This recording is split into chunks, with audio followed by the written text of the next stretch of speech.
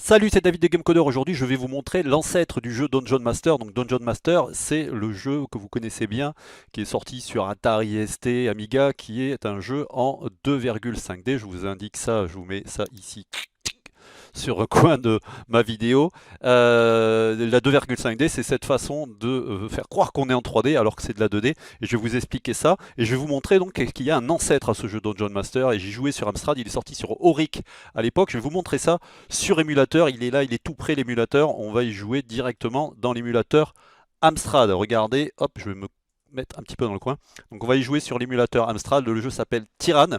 Mais avant ça, je vais vous montrer qu'on peut créer un jeu moderne basé sur le même principe de vue et ce que je suis en train de développer pour vous, pour le stage de formation à la programmation d'un Dungeon Master Eye of the Beholder, Bloodwish, appelez-le comme vous voulez, il y a eu plein de jeux qui sont basés sur le même principe. Et il y a un stage donc du 3 au 7 février qui est complet déjà, hélas pour ceux qui auraient voulu y participer, qui est complet, donc il y a 20 personnes qui vont y participer, pendant lequel je vais développer en direct un jeu basé sur ce principe, en interagissant, en vous donnant des exercices. Donc c'est tous les soirs 1 heure et demie à peu près de dialogue et de programmation avec moi pendant 5 jours avec des exercices à réaliser dans la journée, le code source qui est fourni, les graphismes qui sont fournis et un atelier premium découlera de ce stage dans le courant du mois de février.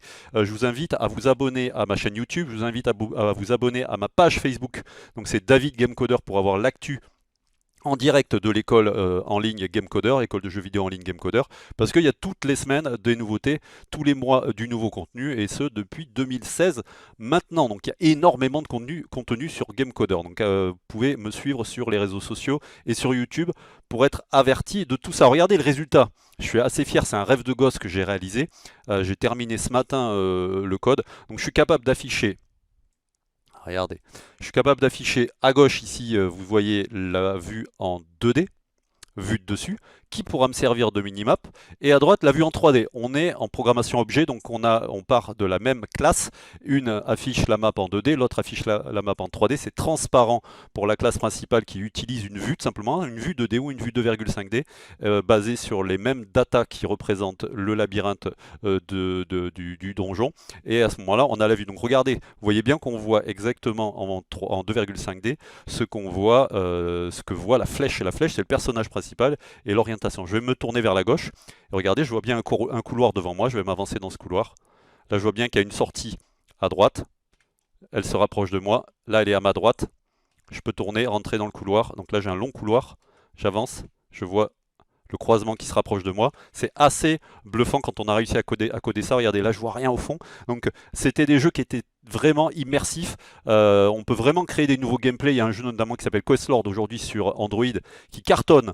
C'est un développeur seul qui a codé ça en Corona SDK, qui reprend ce principe de vue. C'est très immersif, c'est assez facile à programmer une fois qu'on a compris et développé le principe général. C'est assez facile à programmer du contenu, à faire du game design là-dessus et à rendre le truc intéressant. Là, vous pouvez vraiment vous éclater au niveau aventure, RPG, création de personnages. Je vous rappelle que dans le parcours C# de Gamecoder, en pur code, vous avez notamment la création de personnages de RPG. Donc, on apprend la programmation objet justement en générant des personnages de RPG. Donc, vous pouvez prendre les personnages de RPG, la vue 2,5D et faire un jeu de rôle complet pour mobile, pour PC, pour le web, toutes les technologies, de toute façon, je vous les enseigne toutes, donc vous pouvez vraiment aller sur toutes les plateformes. Choisissez la technologie qui vous intéresse le plus, qui vous plaît le plus, qui vous fait kiffer le plus et qui s'adresse à la bonne plateforme que vous voulez conquérir. Et vous allez pouvoir créer un jeu comme ça. Donc, regardez, là je vois le mur du fond, je me rapproche, je suis collé au mur.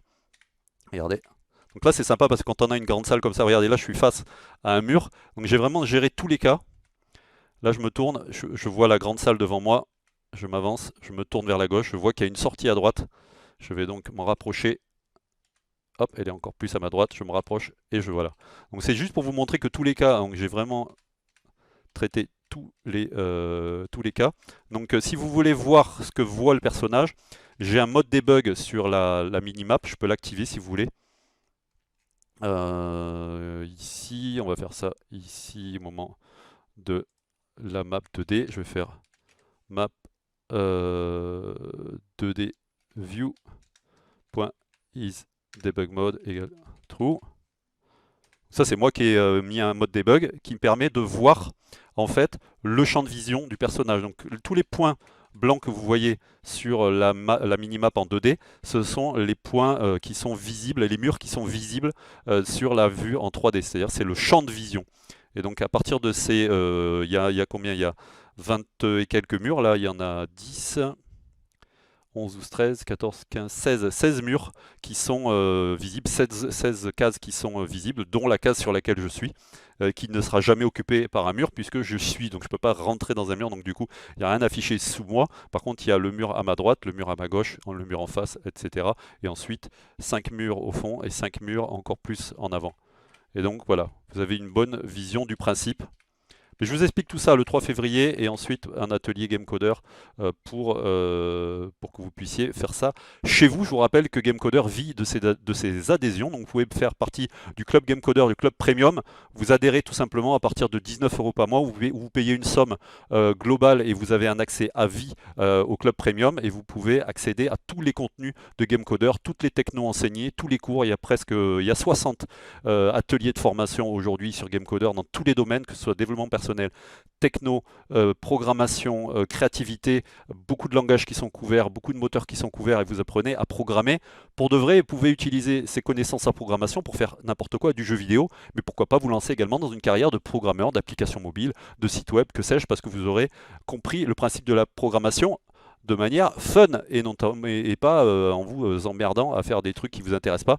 Créer des jeux vidéo, fabriquer des jeux vidéo pour apprendre à coder, il n'y a rien de plus sympa dans la vie. Donc je vous invite à nous rejoindre. Je voulais vous montrer maintenant le fameux Tyrann. Alors regardez, donc on va regarder déjà ce qu'il y a sur la disquette.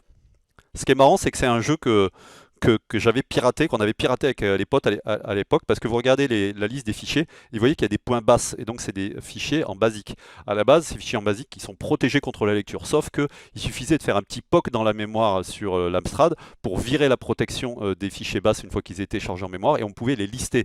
Une fois qu'on pouvait les lister, regardez, je vous montre. Si je charge, c'est dans Tyrann 2. Ça, c'est le jeu principal en fait.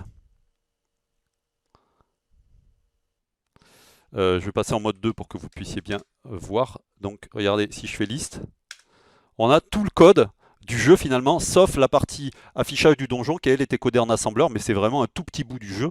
Et on va voir que c'est vraiment l'ancêtre de Dungeon Master parce qu'il y a déjà la vue en 2,5D et on était sur un Amstrad et même sur un Auric. Donc en termes de puissance, il n'y avait rien du tout. Donc vous voyez, on retrouve tout là, ce personnage vous convient, il vous est désormais possible d'explorer le 10e niveau. On voyait tout, donc du coup on a fouillé le code, on a vu où est-ce qu'il y avait les pièces d'or, on s'est foutu le maximum de pièces d'or et puis à partir de là, voilà, par exemple si je veux modifier une ligne, je fais edit par exemple, je sais pas, 1710, tac, et j'ai la ligne et je peux très bien modifier les données dans la ligne 1710. Et ensuite, je pouvais relancer le programme et puis voir que j'avais plein de pièces d'or et du coup, on s'était super surarmé. Alors, on va faire, on va charger le fichier normal. On va faire run. Alors il fallait avoir beaucoup de patience sur ces jeux-là parce que déjà il y a 6 personnages à créer, l'interface est entièrement au clavier, mais ça peut vraiment vous donner des idées si vous voulez créer un jeu de ce type, ça peut vraiment vous donner envie de programmer ce genre de jeu parce que vous allez voir en s'inspirant du rétro-coding, du rétro-gaming, on voit qu'on pouvait faire des choses vraiment simples et vous pouvez faire la même chose. Par exemple, vous n'avez pas beaucoup de graphisme, vous avez le jeu que je vous ai montré, vous avez programmé le jeu que je vais vous apprendre à programmer avec juste les murs, vous n'avez pas encore des serrures, des portes, etc. Vous pouvez très bien rester comme ça, c'est juste une vue 2,5D et quand vous arrivez sur une case, vous pouvez très bien dire bing, vous rencontrez un zombie et là vous affichez une case avec un zombie. Vous n'êtes pas obligé qu'il soit représenté en 3D. Vous pouvez avec de la musique, vous pouvez avec des animations, vous pouvez passer, vous savez, il y a un jeu qui s'appelle Dark Dungeon ou un truc comme ça. Qui est en vue de profil. Vous pouvez très bien faire que quand vous arrivez sur une case de la map, hop, vous passez en vue de profil et vous voyez les personnages, vos personnages et les ennemis face à face et vous vous attaquez et après vous repassez en 2,5D. Il y a vraiment plein d'idées. Je veux vraiment que vous réfléchissiez comme ça en étant toujours créatif, en essayant de sortir des sentiers battus. J'ai fait une vidéo hier là-dessus d'ailleurs sur comment devenir créatif, surtout comment arrêter d'être chiant et vous pouvez vous en inspirer pour peut-être changer votre état d'esprit et essayer d'imaginer des trucs. Vous vous prenez souvent bien trop la tête et du coup vous faites rien. Alors Alors vous pourriez créer un jeu vidéo qui aurait peut-être du succès, qui aurait peut-être son public, qui vous éclaterait à faire, ça serait un rêve de gosse, vous aurez créé un jeu vidéo, et au lieu de ça, vous regardez ce que font les autres, vous vous emmerdez à copier les autres et vous faites des trucs chiants. Donc essayez d'être vous-même et de vraiment vous éclater à faire ce que vous voulez. Donc est-ce que je veux charger un scénario précédent? Je vais dire non. Alors là, il y a plein de noms de personnages à créer. Alors je vais tricher. J'ai pris un générateur de noms. Alors le premier, il va s'appeler Toller. Ça va être un guerrier. Le deuxième, il va s'appeler Possédeur. Bon, alors oui, c'est un guerrier, donc je vais mettre un force. Oui, il me convient. Ensuite, le deuxième, il va s'appeler Possédeur. Tiens, c'est bien pour un magicien. On va faire un magicien. Le magicien, je vais mettre ça en QI. Donc Q pour QI. Vous voyez, c'est tout au clavier, hein, on ne s'emmerdait pas avec les interfaces graphiques à l'époque, il n'y avait pas de souris. Oui, il me convient. Ensuite, nom du personnage 3, on va l'appeler Écosse. On va dire que c'est un voleur, donc on va lui mettre de l'agilité. Oui, il me convient. Nom du personnage 4, il va s'appeler Tosos. On va dire que c'est encore un guerrier, je vais tout mettre ça en force. Oui, il me convient. Ensuite, le cinquième, il va s'appeler Tader. On va en faire encore un autre guerrier, je vais tout mettre en force. Et le dernier, je vais faire, il va s'appeler Pagel, et ça va être allez, un voleur. Et je vais lui mettre tout en force parce que je suis un gros bourrin. Voilà, donc là j'ai mon équipe, regardez, donc ça s'affiche en bas à gauche, hein, vous avez votre liste, vous pouvez très bien avoir ce type d'interface graphique, hein. Vous avez les points de vie, les points de... Alors qu'est-ce que c'est là? Alors je me rappelle pas, hein, ET, CA, c'est classe d'armure. ET, je vois pas trop ce que c'est, j'ai pas la tête dans les RPG en ce moment. Donc voulez-vous jouer avec ce scénario? Oui. Tac. Ah oui, mais c'est les points de vie en fait. C'est l'état. Donc ça, c'est les points de vie qu'il a et c'est les points de vie qui lui restent. Donc pressez espace. L'escalier du village vous mènera directement à la profondeur 1. Donc là, je vais me retrouver dans un village. Je vais vous montrer comment on pouvait faire du commerce. Donc, vous pouvez très bien, alors ça c'est que des données, on peut très bien créer un RPG uniquement basé sur un principe comme celui-là. On se fait souvent une montagne de difficultés. Vous prenez, d'ailleurs je viens de commander les règles de Dungeon Crawl classique. Je vais m'amuser à vous montrer comment on pourrait adapter des règles d'un RPG directement, même en Lua, avec quelques lignes de code. Il n'y a pas besoin de s'emmerder avec des gros moteurs, avec des trucs complètement compliqués, à essayer de récupérer des assets, des codes sources sur le net. Apprenez à programmer, sortez-vous les doigts, sachez aligner des lignes de code et vous allez pouvoir créer tout ce que vous voulez, créer un RPG et faire des règles de D20. Franchement, c'est juste quelques lignes de code, lancer du random et puis hop, allez. Tac, village de Golanur, vous pouvez inspecter un personnage, acheter ou vendre, voir le grand alchimiste et descendre dans le labyrinthe. Donc je vais faire acheter ou vendre, je vais vous montrer juste le magasin. Qui veut rentrer? Donc on va faire 1. Désirez-vous acheter?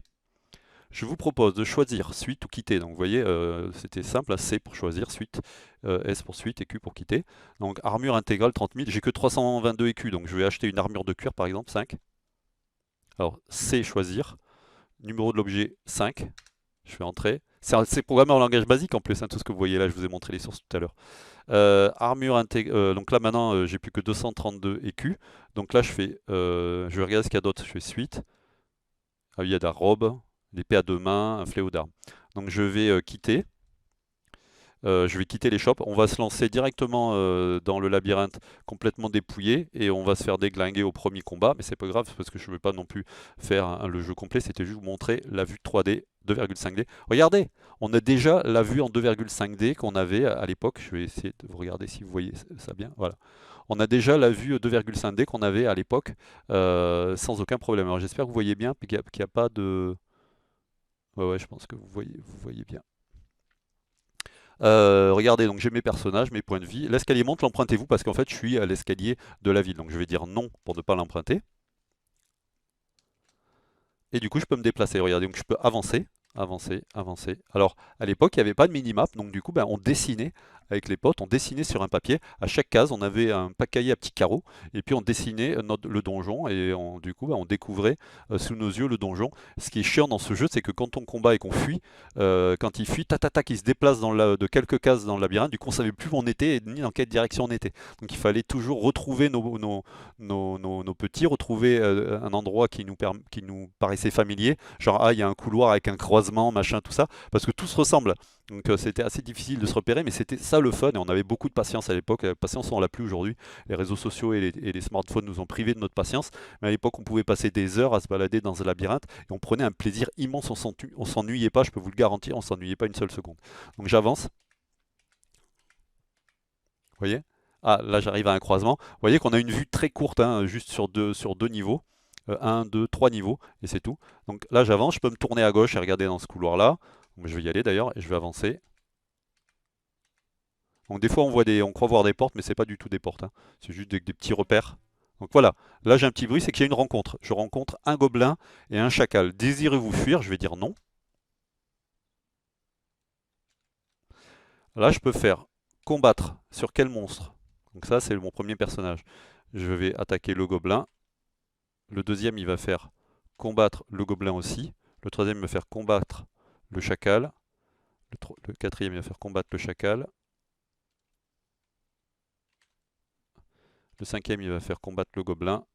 Et le sixième, il va faire combattre le gobelin. Désirez-vous refaire les choix? Non.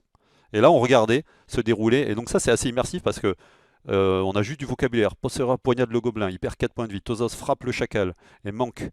Gobelin bouscule Écosse, il perd 3 points de vie. Toller tabasse le gobelin et le monstre perd 4 points de vie. Pagal frappe le gobelin, le monstre perd 5 points de vie. Donc vous voyez, on a du coup, tout ça, ça pourrait être représenté graphiquement. On pourrait avoir des personnages qui se frappent avec les points de vie qui apparaissent au-dessus. Regardez un petit peu Dark Dungeon et vous verrez. Désirez-vous fuir? Je vais dire non parce qu'il ne reste plus que le gobelin. Et donc là, on va faire combattre le gobelin, combattre le gobelin, combattre le gobelin, combattre le gobelin, combattre le gobelin. Donc Écosse il manque, Possereur il rate. Donc là, après, il y a juste les règles de RPG et les règles notamment de précédence. Qui c'est qui frappe en premier? Il y a des jets de dés tout simplement à faire. Jet de dés, c'est juste une ligne de code, hein, c'est un random à exécuter. Je vous ai appris ça dans le parcours C Sharp. Toutes les bases RPG et C Sharp sont basées d'ailleurs sur un lancement de dés. Donc, désirez-vous fuir? Je vais vous montrer qu'est-ce qui se passe quand on fuit. Je fais oui. Hop, voilà, j'ai bougé. Donc là, ça va, a priori, j'ai bougé d'une case, mais des fois, ça fait tchou tchou tchou tchou. Et on se retrouve assez loin. Donc là, voilà, il y a encore une autre rencontre. Donc il y avait beaucoup de rencontres. On pouvait trouver des coffres, on se faisait empoisonner, on pouvait trouver des échoppes, on pouvait trouver des escaliers, descendre plus profondément, on pouvait trouver un autre village. Il y a vraiment beaucoup de choses à faire. Donc là, je vais fuir. Il y a 3 ennemis. Ah, j'ai essayé de fuir, mais j'ai été rattrapé. Donc je me fais attaquer. Donc là, pareil, c'est un jet de dés. Est-ce que la fuite fonctionne? Vous avez un jet de dés. Si vous faites moins de 10, par exemple, vous lancez un D20. Si vous faites moins de 10, vous arrivez à fuir. Si vous faites plus de 10, vous vous faites attaquer. Voilà, là j'ai réussi à m'enfuir. Et j'ai de nouveau une autre rencontre, etc. C'était très dur, hein, regardez, c'est un rat géant, 2 trolls et un feu follet. Là, si je combats, je vais, pour la plupart des cas, me faire défoncer et perdre plusieurs personnages. C'était des jeux très durs, on est proche du roguelike pour le coup. Donc voilà, je vous ai montré l'ancêtre de Dungeon Master, donc Tyrann. Tyrann, il est sorti en 84 sur Auric, puis sur Thomson MO5, et Thomson TO7 et Amstrad CPC. Il a été édité par Norsoft et il s'inspire du célèbre Wizardry. Wizardry qui lui était en vue de dessus. Hein, si je cherche Wizardry Game, je crois que lui c'était sur Apple. Voilà. Regardez. Ah non, Wizardry était déjà en vue comme ça, donc c'est peut-être Wizardry le premier. En quelle année? Wizardry, Wikipédia. 80. Donc voilà, je vous ai dit une bêtise, je vous ai dit l'ancêtre, c'est effectivement l'ancêtre de Dungeon Master, mais le premier jeu en vue 2,5D, c'était sûrement Wizardry, puisque vous l'avez vu, on avait déjà dans les Wizardry cette vue en 2,5D. On pense souvent que c'est Dungeon Master le premier, mais ce n'est pas Dungeon Master. En tout cas, vous savez développer, vous allez bientôt savoir développer un jeu de ce type, et vous n'avez plus aucune excuse pour pas vous sortir les doigts et vous mettre à fabriquer des jeux vidéo, d'apprendre à coder en fabriquant des jeux vidéo, et pourquoi pas rejoindre Gamecoder. N'oubliez pas, Gamecoder, c'est un site web, gamecoder.fr. Vous avez tous les liens dans la description de la vidéo. Vous pouvez suivre la formation gratuitement pendant 30 jours et plus si affinité à partir de 19 € par mois, et même encore moins cher si vous avez moins de 25 ans. Si vous êtes étudiant ou demandeur d'emploi, vous avez des tarifs réduits. Vous avez tout ça sur le site. Si vous avez des questions, n'hésitez pas à me les poster en commentaire. Je vous dis croyez en vous, un pouce comme ça sur la vidéo, abonnez-vous à ma chaîne. Croyez en vous, bon code, salut!